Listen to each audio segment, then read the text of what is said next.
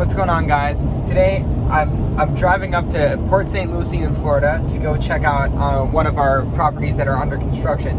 And I'm thinking to myself about this parable, and I want you to sort of understand what I'm talking about. And let's say you had a grocery store, and in this grocery store, to get a can of peas in the store cost you 16 cents. Okay, it's not very much, but at the same time, you're only selling the can of peas for 20 cents. So in order to break even on this investment you made, the 16-cent can of peas, it's going to take you 4 times of selling that can of peas to make that back, to break even, right? Because if you're buying it for 16, selling it for 20, then you make 4 cents every single time. So to break even, you're going to need to sell it 4 times.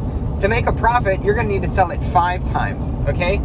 Now, imagine what happens if your wife comes to the store, right? It's your grocery store, and it's your wife. You don't want to make her pay for the groceries. You want to take care of her, right? You don't want to be like, go out the front, pay all the taxes. You don't want to do that, but it's the right thing to do, but you don't want to, right? So if you let your wife go out the back of the store without paying, and she takes this can of peas, right?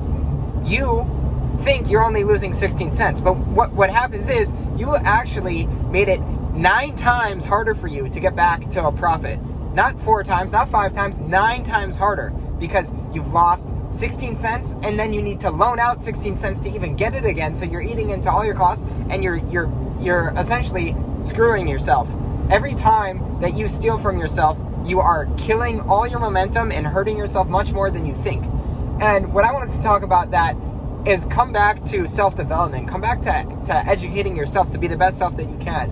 If your goal is to do something great, if your goal is to have an influence on the world, then you need to start making sure that you present yourself in that way. And if you steal from that, if you have a goal to present yourself in a great way, and then you go afternoon and you do something completely opposite the goal, you're stealing from yourself and you're hurting everything you're doing.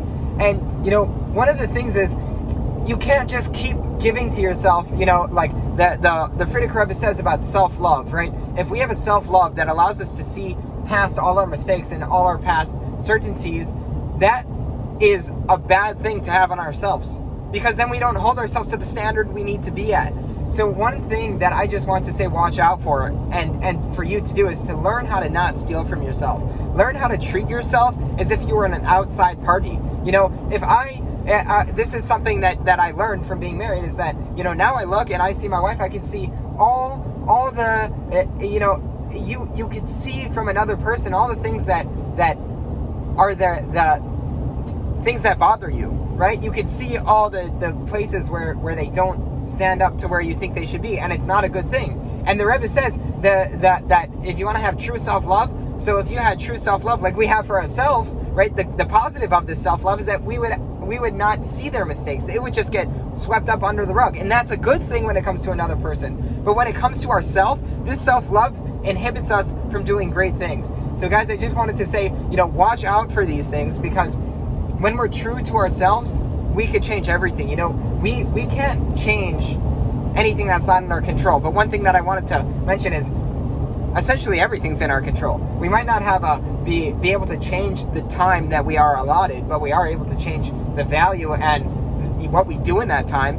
And that's just a big lesson, because if we're stealing from our own business, from our own selves, from our own family, we're only hurting ourselves. We're not winning. If we would just go out the front door, if we would go out the cash register, we would start solving a lot of problems, having better relationships, doing better in our real businesses. And so I just wanted to tell you guys that, and have a great day. Moshiach Now, and just be great. That's all you got to do. Be great.